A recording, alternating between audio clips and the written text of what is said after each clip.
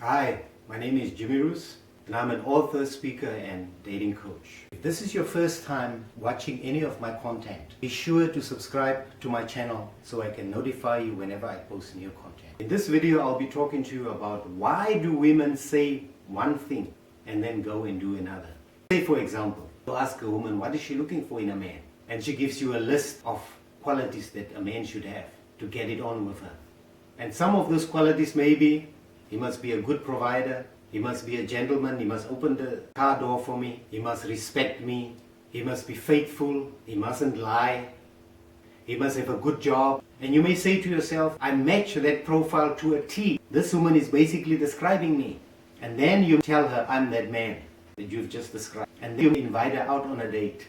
And this woman may say to you, we can only be friends. And now you're wondering, man, I've asked this woman, what is she looking for in a man? And she gave me a list of things that the man should have. And I have all those things. Why doesn't she want to get it on with me? Why does she tell me she can only be friends with me? That's because when you ask that woman, what is she looking for in a man? She consulted a logical mind, thinks logically. And she gave you 7 logical reasons. But when it comes to actually get it on with you, she consults another part of her, which is her emotional side, her sensual side, her sexual side. And when she consulted that part of her, you were not a match. You may have been a match for her logical side, but you were not a match for her mental, emotional, and sexual side. And that's why she turned you down. Let's take another example. Let's say you asked the woman that same question and she gives you a list of what she's looking for. And then after you make a move on her, she turns you down.